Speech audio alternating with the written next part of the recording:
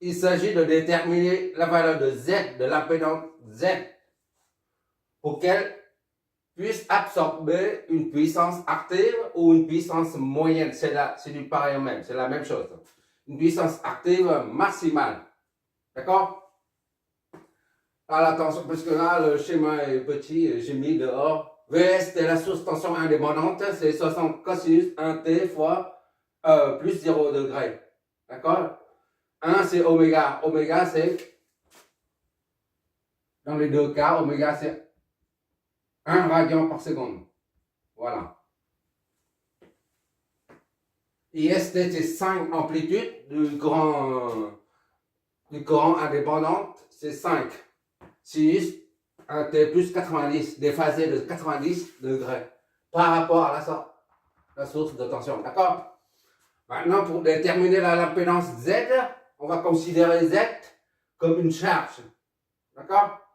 C'est-à-dire, on va à ce niveau-là, Z est raccordé à ce niveau-là. Voilà, on va considérer Z comme une charge et voilà, on va l'enlever. Pourquoi faire? Pour trouver le circuit équivalent de Thévenin aux bornes d'ici à là, disons 1 ou 2. D'accord?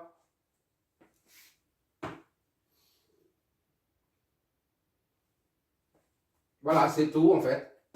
Là, on a deux sources indépendantes. Dans l'exo précédente, on a une source de tension indépendante et une source de courant dépendante. C'est la raison pour laquelle on ne pouvait pas désactiver, enlever la source de courant dépendante. Mais dans le cas présent, on a deux sources indépendantes. La source de tension comme la source de courant sont toutes deux indépendantes. Donc, on peut les désactiver, d'accord? Pour trouver l'impédance équivalente de Thévenin. Bon, maintenant, on va commencer par trouver l'impédance équivalente de Thévenin aux bornes de Z. D'accord? Pour ça, je redessine le schéma en désactivant les sources de tension et courant. Ah, tu vois là, pour rendre cette source inactive, je reliais ce point-là à ce point-là par un simple fil conducteur. C'est-à-dire, j'ai court-circuité la source de tension. Il n'y a plus de différence de tension. C'est-à-dire, ça devient nul. Comme si on l'enlève. D'accord? On court-circuite, là, ici, le fil conducteur est court-circuité, là. Court-circuite ça et ça. Même s'il y a une source de tension qui relie toujours, par exemple, ici, si tu mets un fil comme ça, là, voilà, tu relis ça ici à là, et ben, ça n'a plus de différence de potentiel. Voilà, c'est pour ça. Ce fil conducteur, c'est celui-là. D'accord? Que la source soit présente ou pas, et ben, on trouve toujours ici à là 0 volt. D'accord? C'est la raison pour laquelle, qu'elle soit là ou pas, ça ne change rien du tout une fois que tu as mis un conducteur ici. C'est pour ça que je l'enlève. Sinon, je peux mettre, hein, mais ça devient inutile.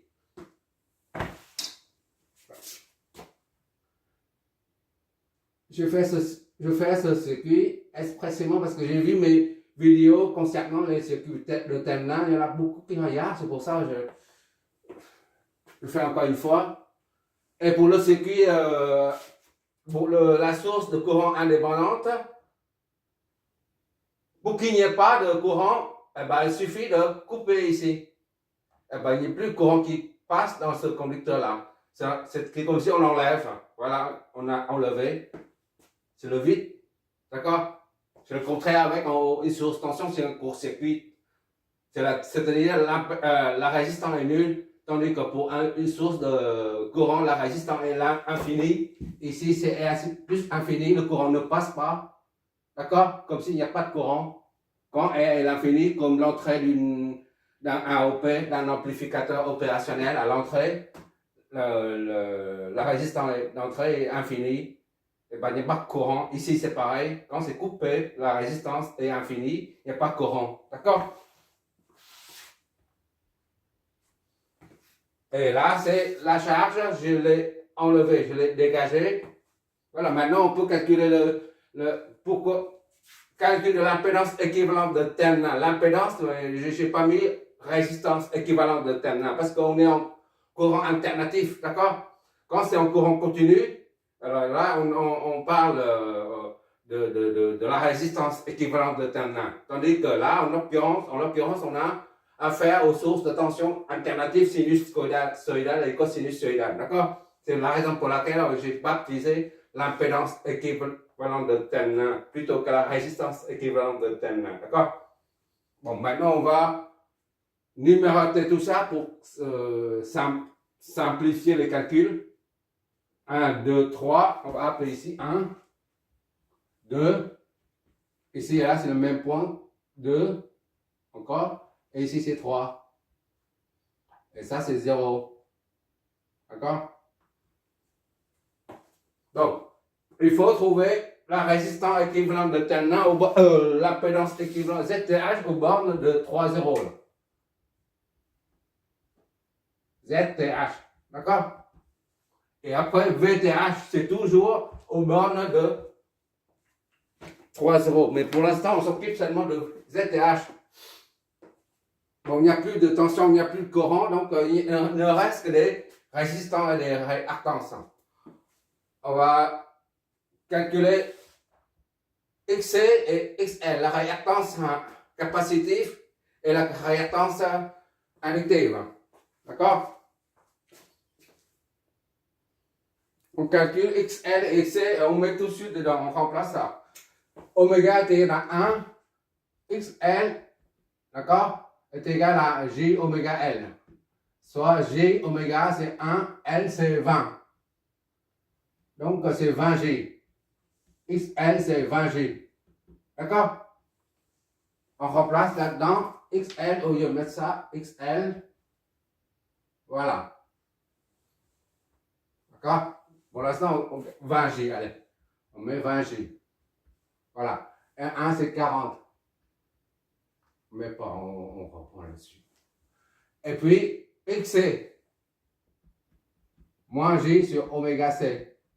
C'est-à-dire 1 sur oméga C fois moins J. Est égal à 1 sur 1, oméga C 1. D'accord? C, c'est 0,1. 1 fois moins J. Donc, XC est égal à moins 10J. D'accord? XC moins 10J. Ok, d'accord? Maintenant, on peut effacer tout ça. Tous les paramètres sont au domaine fréquentiel à présent. D'accord? Maintenant, il reste la source. On va convertir après. Pour l'instant, on cherche l'impédance équivalente de terminal. Lors du calcul du V, la tension équivalente de terminal, on convertira ça et ça en paramètres fréquentiels. D'accord? Maintenant, on y va là. Pour ça, on va redessiner pour mieux voir. On va pivoter un peu le schéma pour mieux voir. Vous avez vu là, je refais le schéma. Le point 3 se trouve ici. Et après, ça part comme ça. Là. XC, c'est comme ça. Et R3, c'est comme ça. Ça rejoint le point 2. Et après, à partir de 2, là, 2, là, on repart. R1 et R2. R1 et R2 à droite. Là. Et après, on descend jusqu'à XL. Ici. XL, j'ai oublié. Ça permet de mieux visualiser l'impédance équivalente. C'est à ce niveau-là qu'on cherche l'impédance équivalente, c'est à ce niveau-là. 3, 0. D'accord? L'impédance. J'ai mis 2 flèches, c'est pas la tension. Z et H, ce qu'on cherche nous. D'accord? On part soit d'en haut jusqu'en bas, soit en bas jusqu'en haut. J'espère que tu repères facilement. Bon, pour trouver ZTA, c'est la somme de tout ça. C'est pour ça que j'ai mis en aligné, pour que tu vois. Voilà. ZTA, c'est d'ici à là. Ça simplifie la vue. Bon, on commence par Z. 0, 1. Z. 0,1 est égal à XL. Ok, là, est égal à moins 20G. D'accord? Z, 0,1 est égal à 20G. Primo. Maintenant, Z, 1, 2. 1, 2 est égal à le produit des deux divisé par le somme. Sur somme. D'accord? 1, 40, 2, 40. 40 fois 40 divisé par 40 plus 40. D'accord? 16, 0, 0 divisé par 80. Ça nous donne combien ça? 8. Bon, je n'ai pas de tête. Je ne sais pas comment calculer ça. 1600 divisé par 80, c'est 20. D'accord? Z12 est égal à 20.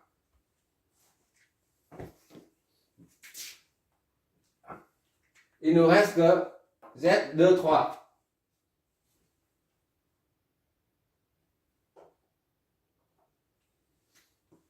Z23. Z23 est égal à le produit des deux divisé par le somme, toujours pareil, XC fois R3 sur XC plus R3. D'accord? Produit sur somme. Ça donne XC, c'est moins 10G. G fois R3. R3, c'est où? 80. Divisé par produit sur somme. Moins 10G. D'accord? Donc Z23 est égal donc à calculatrice avec les nombres complexes. Tu vois? Voilà, qu'est-ce que ça nous donne? 16. Voilà. Ok. On va noter tout ça. 16 sur 13 moins 128 sur 13 G. Voilà. Et maintenant, il suffit de les additionner tous. ZTH est égal à ça plus ça plus ça. D'accord? ZTH et donc est égal à 20G plus 20. D'accord? Plus ça.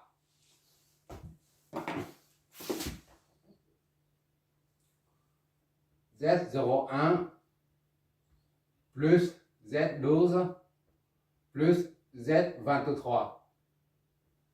Donc, 20G plus 20 plus 16 sur 13 moins 128 sur 13G. Donc, ZTH est donc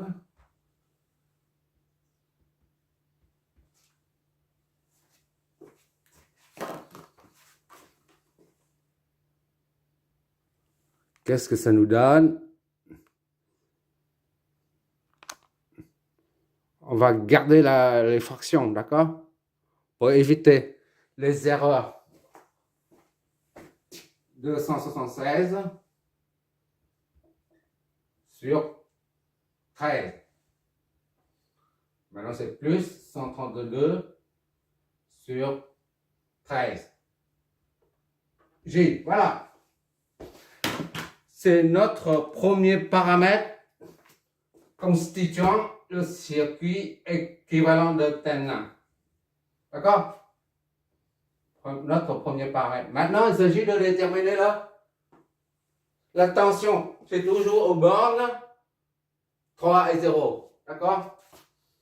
Je remets ici, là. Ça, c'est 1, nœud 1, nœud 2, d'accord? Et ça c'est 3, ça c'est 0. Disons que maintenant on va baptiser ça 4, d'accord? Bon, pour déterminer ça, on va reprendre ce schéma-là, d'accord? Sans la charge, et on cherche la tension au bord. Je refais le schéma.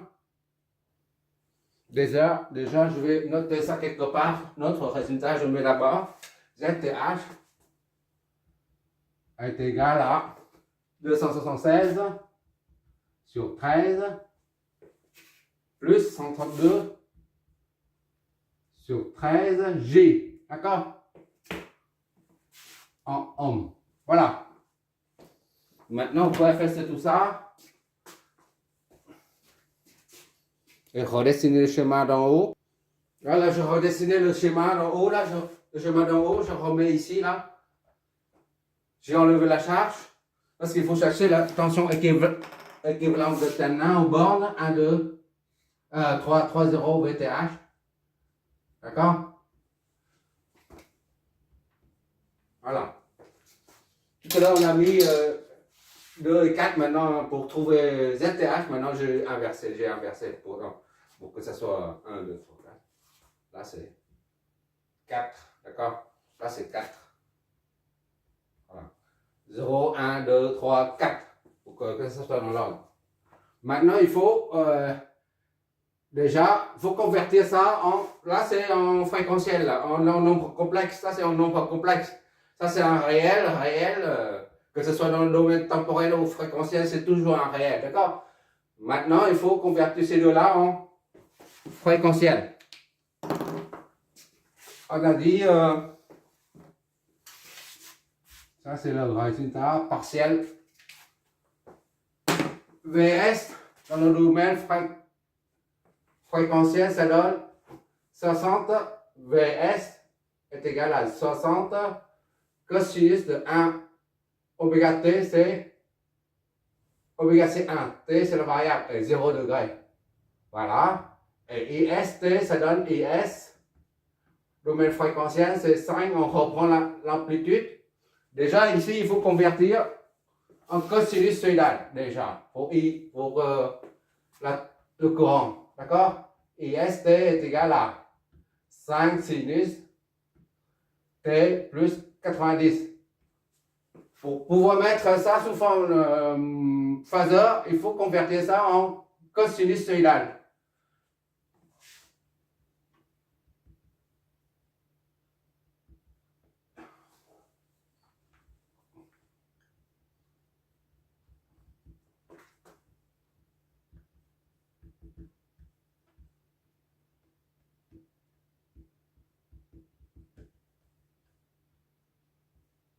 Voilà, c'est nos deux fameuses formules. Tu te rappelles, on a fait un rappel ça pendant les premières vidéos concernant le courant alternatif. D'accord? Maintenant, on va convertir ça. Sinus alpha est égal à cos moins 90. Donc, ça, IS, ça donne 5 sinus. On convertit en cosinus. Cosinus de alpha, c'est tout ça. Moins 90. Soit IST est égal à 5 cosinus T également. D'accord? Donc, en phaseur, ça donne 5, ça 0 là. C'est comme si 0 là. Degré. D'accord? 0. Donc, on a les deux là maintenant, à présent. On va noter ça. VS, c'est 60 0. VS, 60 0. 60 et 0. Voilà, d'accord? Et IS, c'est 5 0.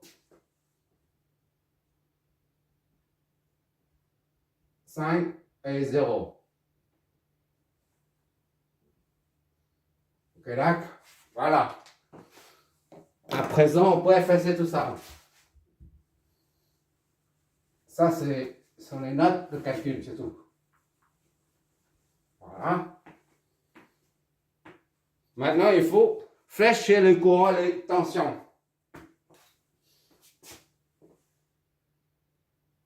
Pour les courants, on suppose que, pour les courants, là, dans le circuit, on suppose que cette source débite un courant I1, par exemple. I1, vers le bas, là. I1, d'accord? On ne met pas de chapeau, on connaît. Hein. On voit ça, ça veut dire phaseur. Là, c'est pareil. Parce que sinon, c'est trop lourd, le chemin. Le circuit est trop lourd. Là, c'est IS, là.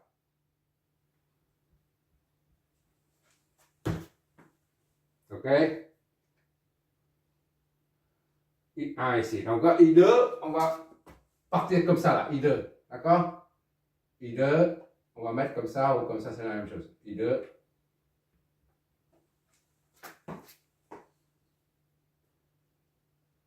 Donc, I2 ne peut pas descendre ici parce que c'est coupé, là. I2 remonte. I2.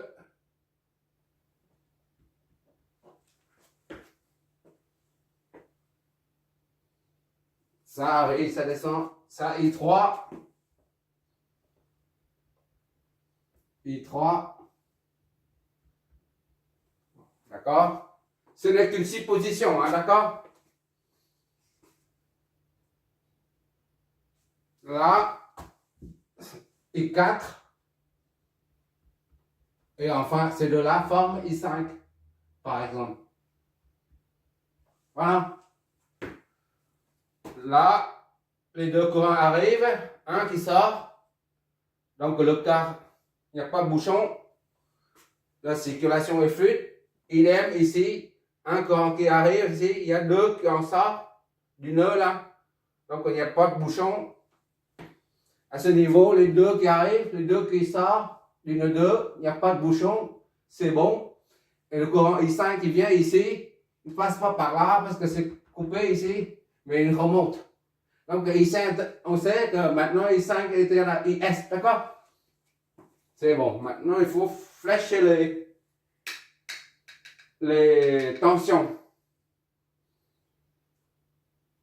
V10, ici, c'est V10.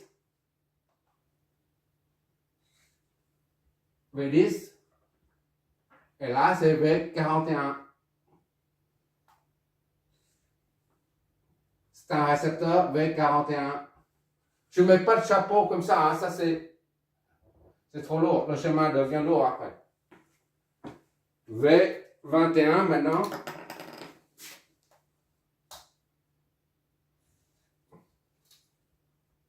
V21. V23.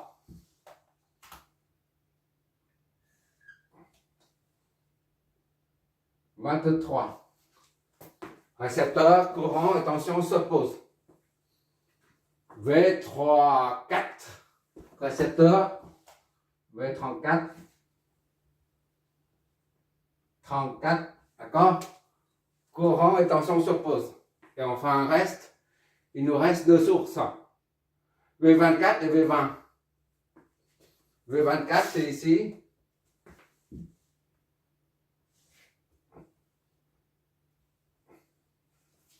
Hop là.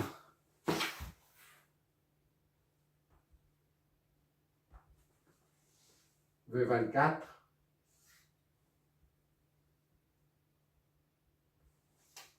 La polarité d'une source de tension ne peut pas être inversée. D'accord? C'est pour ça qu'on met la flèche vers le pointe vers le pôle plus. Et c'est pareil. V20. D'accord? Donc la phase de préparation du circuit à l'analyse est terminée. Maintenant, on peut l'analyser pour trouver la tension, le potentiel au point 3. Le potentiel au point 3, c'est la même chose que la différence de potentiel 3,0. Et c'est la tension recherchée. Tension équivalente de Tenna. D'accord? Puisque VTH, V30,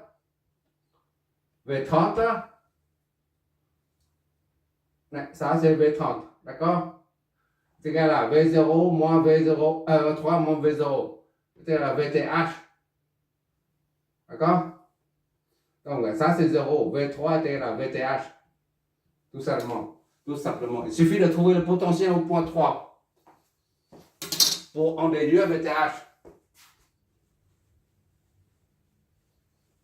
Voilà. On y va. V0 est 0. D'accord? On fixe ça à 0 arbitrairement. Donc, V0 est égal à 0. Primo. Maintenant, on va faire à partir du bas jusqu'en haut. V10 est égal à V1 moins V0 est égal à XL fois I5. L fois I5. Ok, là? Donc,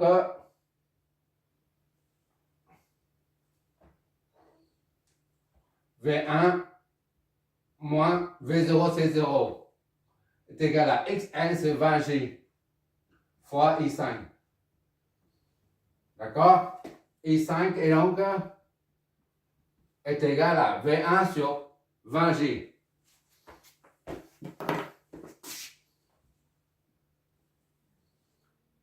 I5 est égal à V1 sur 20G. D'accord? Puisqu'il y a le J au dénominateur, il faut qu'on fasse disparaître ça, parce qu'on ne peut pas le manipuler là. Multiplie par J en haut et J en bas.